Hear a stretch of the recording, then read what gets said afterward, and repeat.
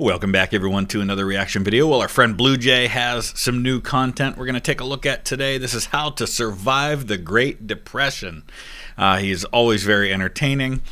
Definitely a warning for you in advance. These are typically not family-friendly videos if that is something that is important to you, but it's always very educational and entertaining at the same time, and often quite hilarious, though this is a pretty serious topic for a lot of families who went through this. I want to thank Chris in Crystal, Minnesota. Hope you're staying warm up there. I was 20 below here in Ohio this morning when I woke up, and that wasn't the wind chill, that was the actual temperature, so feeling a little like Minnesota right now. I also want to thank Robert in Aurora, Colorado. Right there in the Denver area, one of my favorite places in the country. Thank you so much for your support on Patreon. Couldn't do it without you. Let's dive into this one. Do you ever watch rich people pretend to have problems in The Great Gatsby and find yourself thinking, haha, I love the Roaring '20s? Well, you're stupid. Stupid spot on, that is. The 1920s was a period of great prosperity here in the good old US of A. We got jazz, vehicles, vehicular manslaughter. People spammed Fortnite emotes and buildings looked like BioShock. The Roaring '20s was a dream for gamers like you. It's a fascinating time in history. If you think about it, it's the aftermath of the First World War. It's the United States is now firmly a world power that has really jumped out on the world stage now and is starting to flex its economic muscles in significant ways, and military, of course. You're in the middle of Prohibition, and so this is the heyday of organized crime, and the folks like Al Capone and the stuff that's going on in New York and Chicago and other places. And you have this period of seemingly prosperous times that's all going to come crashing down. But of course, no game is complete without its microtransactions, and luckily for you, there's plenty of them in the new age of consumerism. People moved to cities, got fancy new jobs, and partied away their incomes faster than a chronic gambler can say just one more parlay. But BlueJay, you ask, how can I afford all these fun new things? One word, Alex, the stock market. Yep. To keep up with the cosmopolitan life, you need only turn to the infinite money printer that is OnlyFans. Excuse me. Stock trading. This thing only goes up after all. Got paid by the boss man? Throw it in the stock market. Wife marching to her first vote? Hey, as long as it goes by Wall Street. This new Wonder Bread stuff sure is awesome. It'd go great with some peanut butter and stocks. Golly, these flappers' legs go all the way up. You know what else goes all the way up? Stocks. Okay, I'm running out of money now. Not to worry. Just take out a loan and buy more stocks. Using them as collateral, of course. Is that wise? So long as they're always worth the same or more, which... This is not the first time even in American history that this kind of thing has been going on. It was often referred to as speculation. Way back in the earliest days of the country, you had serious issues where you had these financial speculators in the 18th century who were basically scamming veterans and people like that by buying the bonds that they had from the war for pennies on the dollar, because these veterans thought that they weren't going to be worth anything. So better to sell it for a few pennies to somebody than to get nothing at all. And then those guys who bought it knew that they were kind of gambling on the fact that they would be honored and they'd get the full value of them. So all throughout history, even to the modern times, there's always been ways that people are looking to get rich easy, to get rich quick, to scam the system, to game the system, and occasionally it comes crashing down. They will, because remember, the funny number line only goes up. That's right, Alex. In this era of opulence, your future will always be as bright and prosperous as those radiant marble pillars. Well, that wasn't too bad. At least I'll have some money. At least I'll have a little money. I'm poor, aren't I? We often talk about the stock market crash as being the cause of the Great Depression. But as with all things in history, it's all connected. And everything that led to the stock market crash is what allowed the stock market crash to be the catalyst for the Great Depression. It wasn't the event that caused it. It was just one great symptom of the disease that had been underlying for a while. Yes. But don't get too down, champ, because today I'm going to teach you how to survive the Great Depression.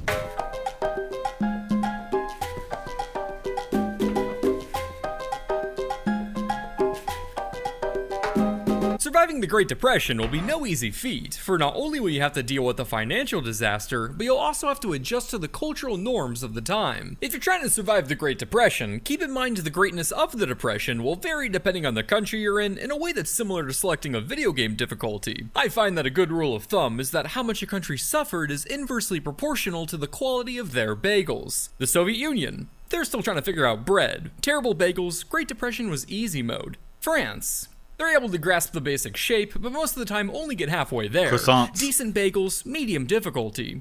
United States, second highest Jewish population after he who shall not be named, got bagels so good they equate them with the world's smartest man. Incredible bagels, Great Depression hard mode. But of course, every rule has its exceptions. As while Germany boasts the hidden nightmare depression difficulty due to additional challenges.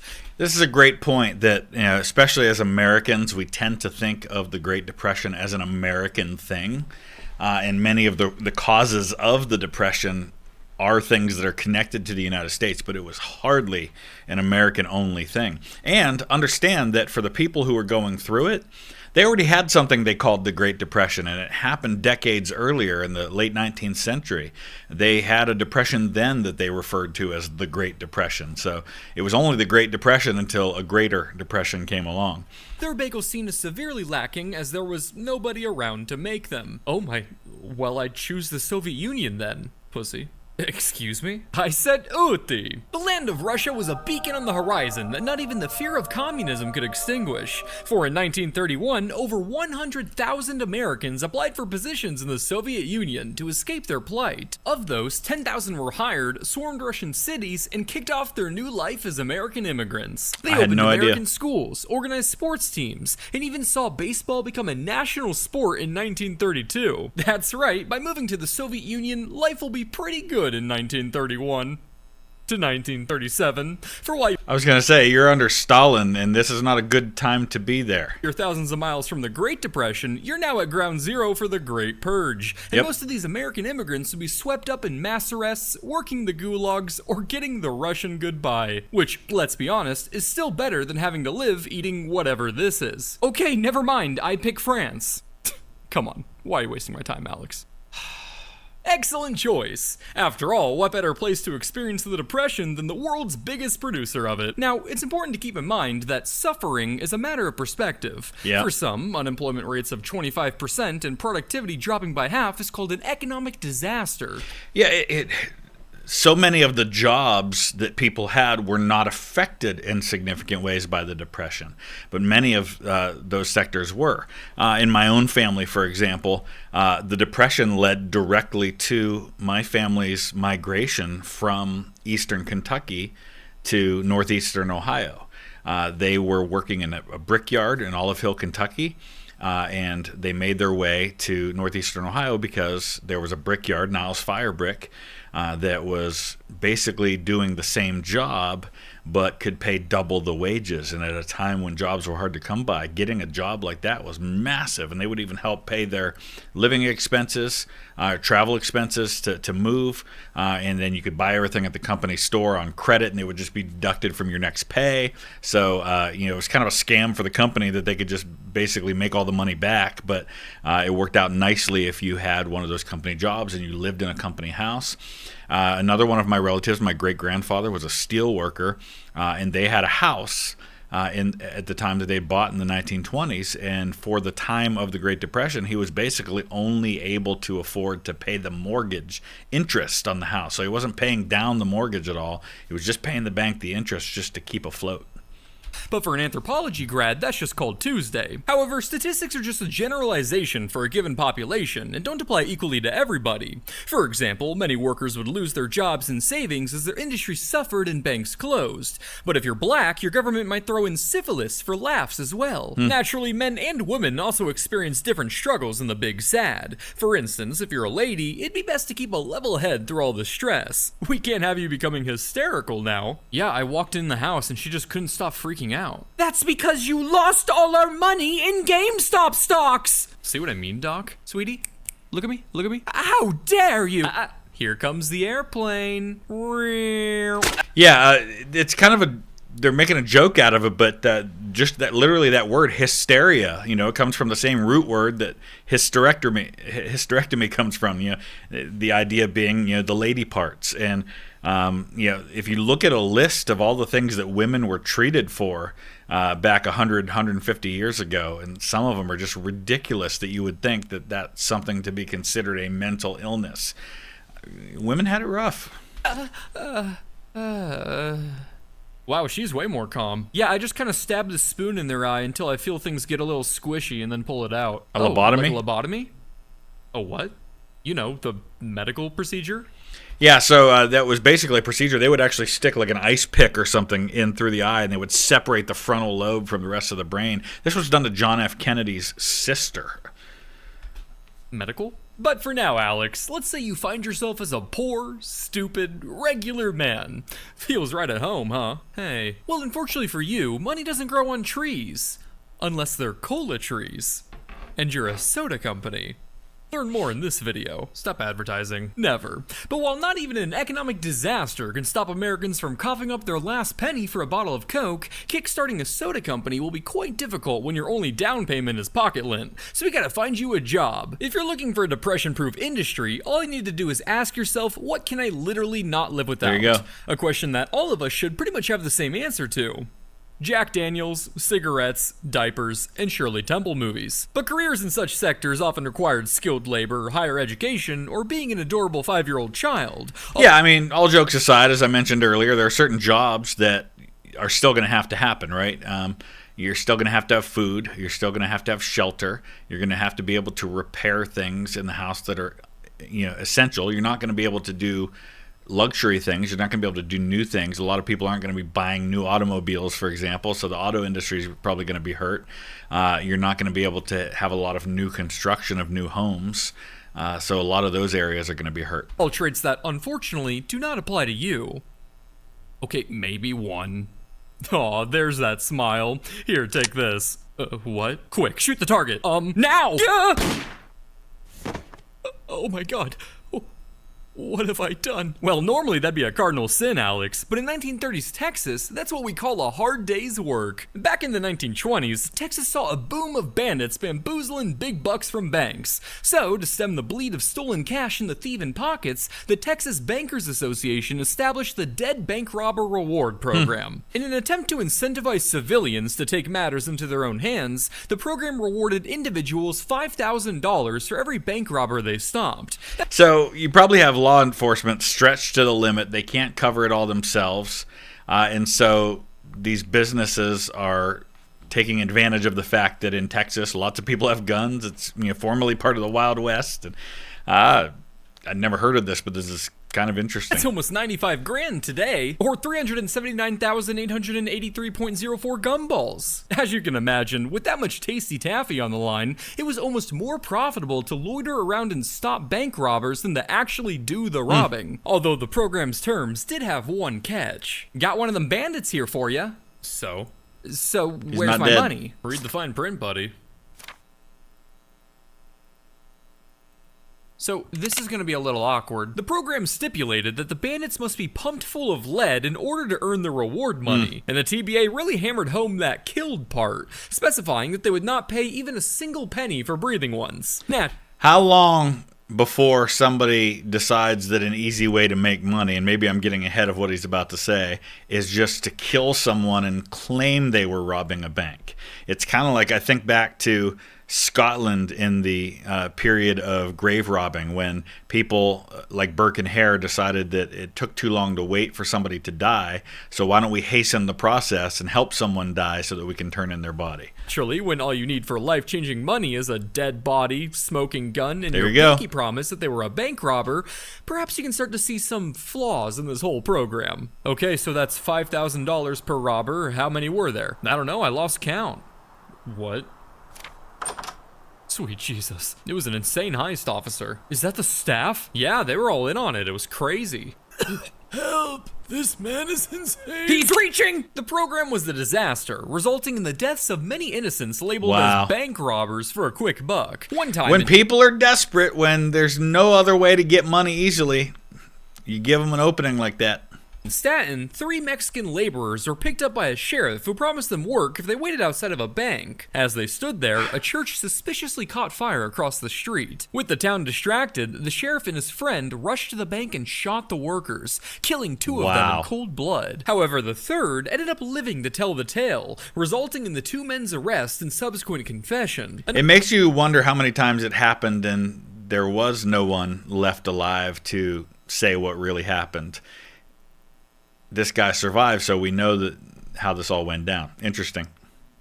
Another time, 4 officers shot and killed 2 men at the back door of an Odessa bank despite them not having any bank robbing equipment or criminal records. A man had tricked them into showing up at the spot of their killing, planning to split the $10,000 reward with the officers. To sum it up, you can really think of this program like the recent Game Awards show. Overall a quirky and interesting time, but in the end, the pig ruins everything. I don't know if I feel comfortable killing people for money. I understand, Alex. I'm the same. I watched that Game Awards show. Obviously, most of the awards went to that one French game that I know my kids are playing. But it was mostly just advertisements for upcoming games. There was very little by way of awards happening.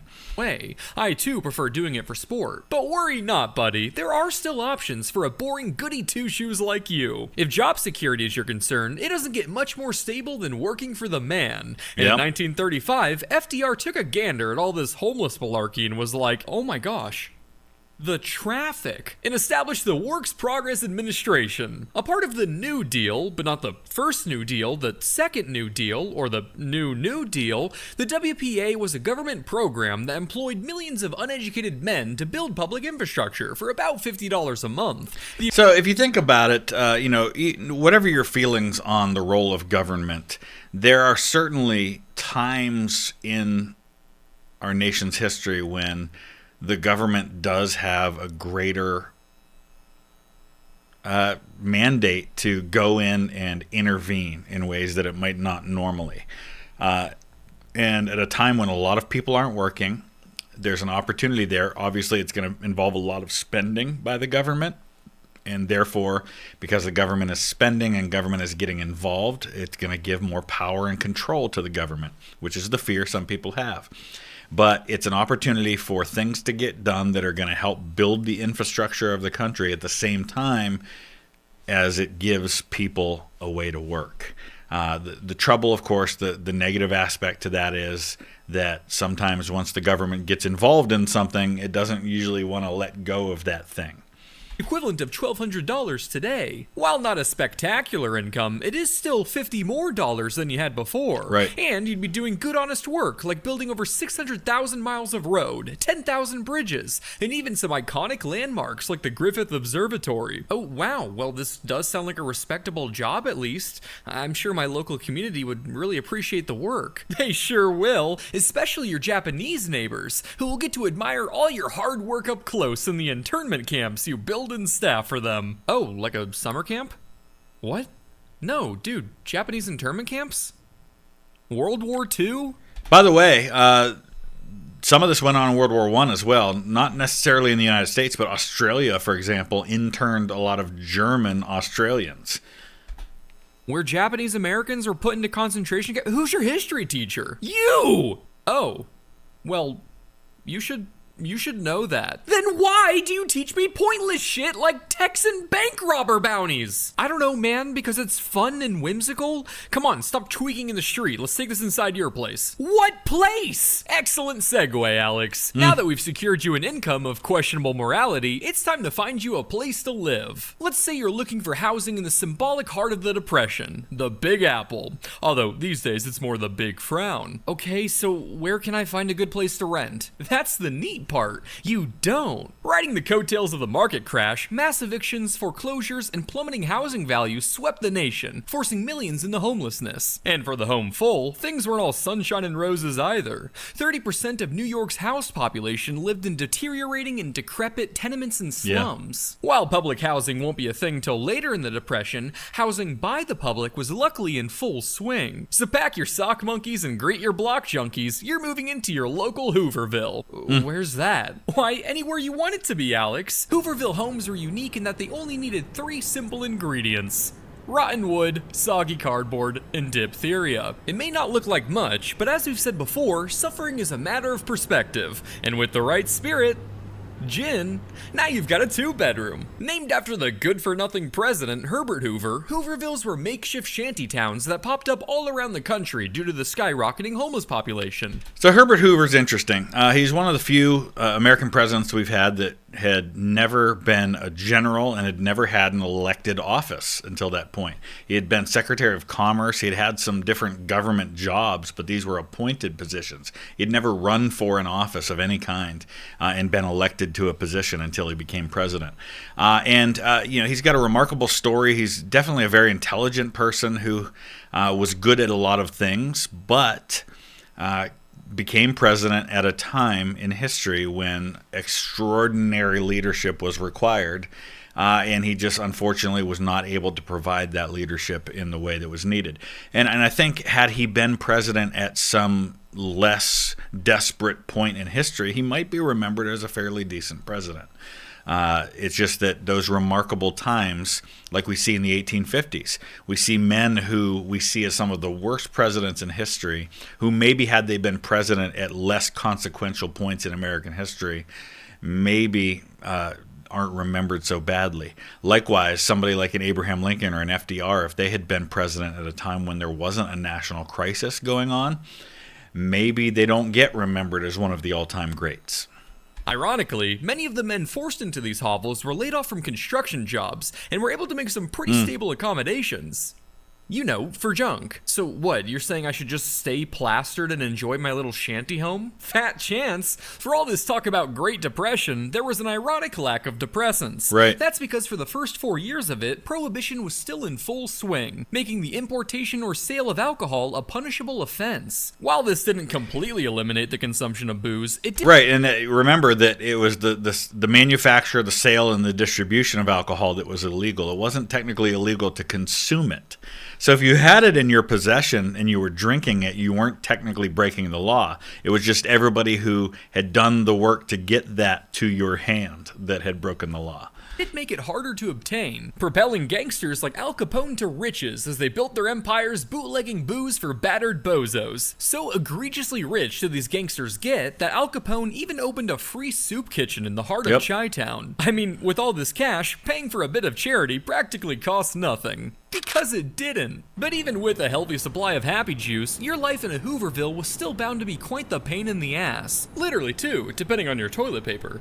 Huh? Oh yeah, it was only in the 1930s that Northern Tissue started selling a new kind of toilet paper that was, quote, splinter-free. An excellent marketing strategy, even if other toilet paper didn't have splinters. Hey, wanna try some of our soda? Oh, sure. Or you could try some of our new rat semen-free soda.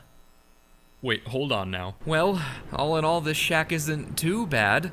It's maybe not the most delightful of accommodations, but, well, I have a roof over my head, over my waist. Gee, Alex, if you're gonna dance around the subject this much, maybe you should enter your local dance marathon. Dance marathons took off in the roaring 20s as a neat little competition to see who can make themselves look stupid the longest. I'm going on 8 years now. Why do I care about this? I thought I was looking for a place to live. Well, you see, Alex, this Great Depression wasn't actually the first. There had been one a few decades earlier that was retroactively named the Long Depression.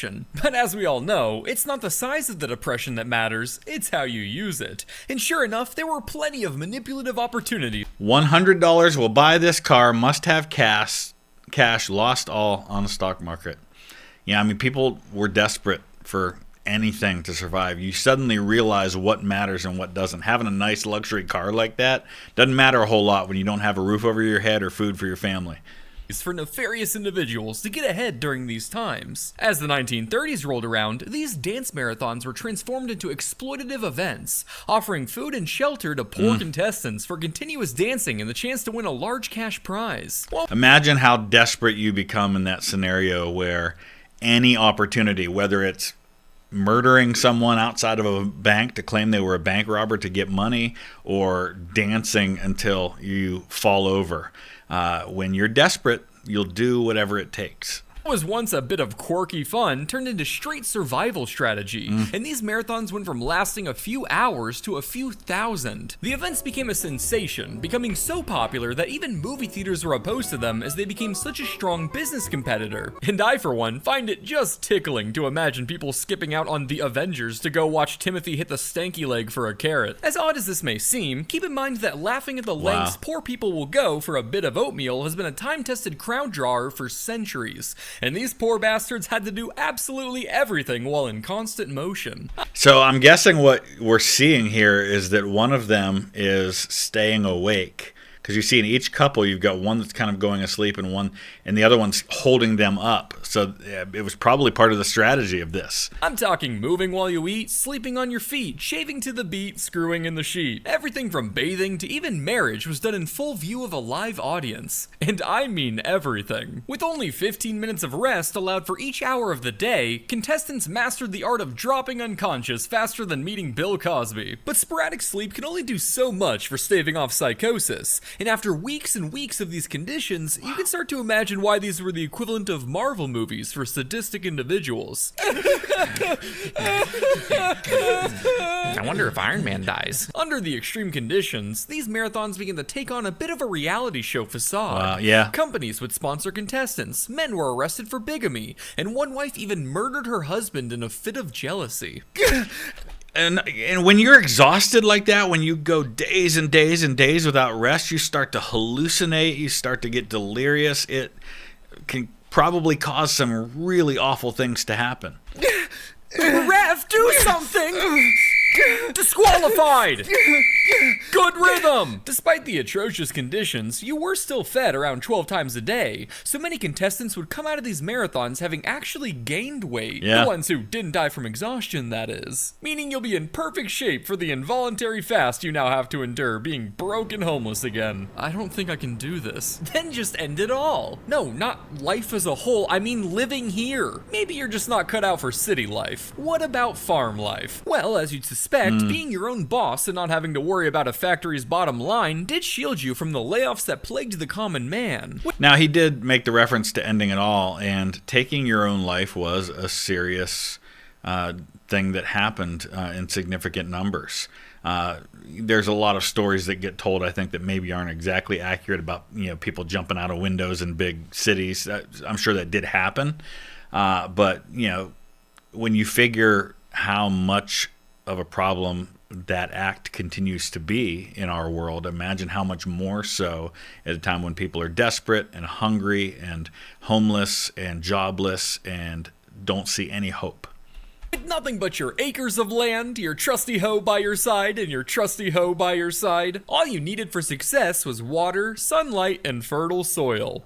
Except, too bad you're 0 for 3. Yep. During the Depression, the US government was actually quite environmentally friendly. American policy had never before been so aligned with conservationism, for in the 1930s, both Mother Nature and Lady Liberty were 100% devoted to fucking Americans over. Introducing the Dust Bowl. Much like the Super Bowl, the Dust Bowl was a period of about 10 years where a terrible drought around Kansas came along and sucked the life and joy out of everything. It's just amazing to me that this happened at the exact same time that a financial panic and a depression happened in the big cities. So one of the things you could have relied on was that farmers would still have work and still have a need for their product because people still need to eat. Well, now they get hit too. Now, not only are you dealing with job losses and financial losses, now you're dealing with food losses. From Texas to Nebraska, dust storms swept the not-so-great plains, killing people, crops, and livestock as they painted the skies in shrouds of death. You see, in the years prior, Americans were caught up in the belief of manifest destiny, or the idea that American settlers had a divine moral obligation to expand westward. Sure, much of these lands were occupied by native tribes, but I'm sure we can find room for them. Riding the high of civilization annihilation, these settlers decided to let it ride with their divine luck, believing in the superstition that the rain follows the plow, the theory that homesteading would cause permanent changes to an environment's climate, making it more humid. The idea was fueled by an abnormally wet period in the typically arid Great Plains, making it temporarily more suitable for agriculture, and leading these settlers to mistakenly believe their actions brought the rain. Finally, some rain. I wonder why it took so long long? I don't know, but I did just kill this native family of 5 back there. Well shit, hand me a trench gun. But the rain did not follow these plows, as after a drought began in 1931, all of the overplowed farmland had its soil blown away with the wind, creating the severe dust storms that would come to define the era. And you don't yet have the infrastructure in place to be able to irrigate these things with man-made sources for bringing water. Obviously, we're much smarter today. We know this could have all been easily avoided with one Costco parking lot. In a life that was essentially Dune, but without the fun space drugs, your day-to-day challenges were practically defined by your new dust-filled environment. Bored of shoveling snow? Well, now you can mix it up. Giving a man a hand? Good luck finding it. Wife wanting dirty time? The sheets are ready, Romeo. The snow doesn't bring joy, just PTSD. You don't get a cough, you get dust pneumonia. And you don't have an outfit of the day, you have an outfit of the decade. Yet out here, the only ones to see your glow down is your livestock, and they're blind. And you actually have a situation where, for example, flour companies made their flour sacks with the ability to turn them into outfits for your children. So your kids there's pictures of kids literally wearing flour sacks as clothing. Hey, look at the bright side.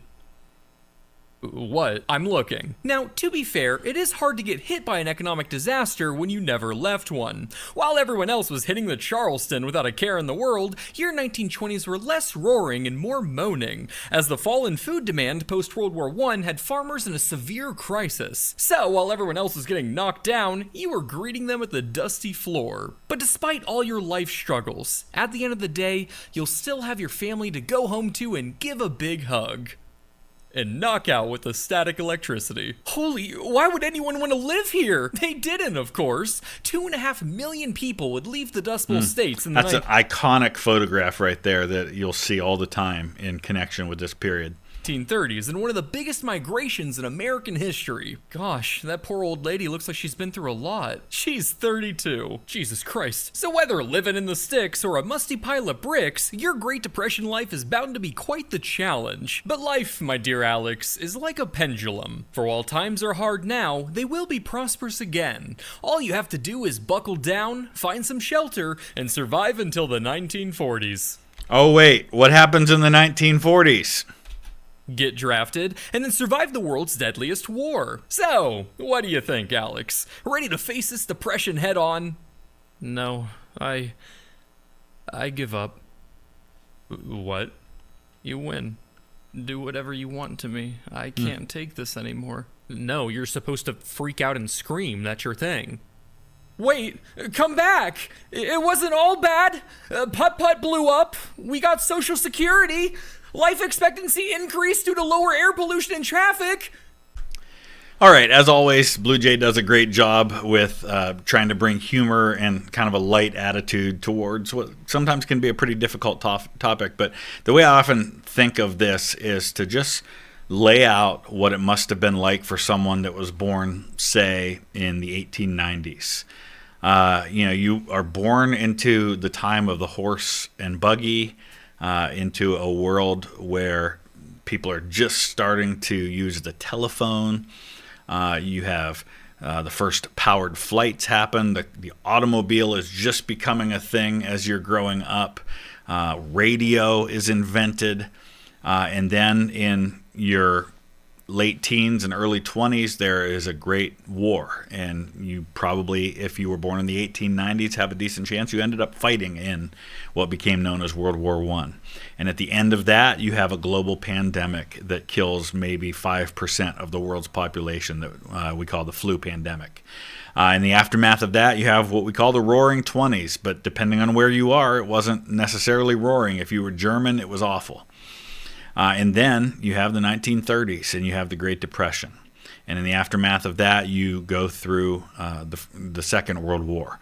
And so by the time you have reached middle age, you have gone through all of that. And then you deal with the Cold War, and you deal with the threat of nuclear destruction. And, it's just, then you get into the 60s, and you have Vietnam, and you have the civil rights movement and all this. I mean, just consequential times that, many of my great-grandparents lived through.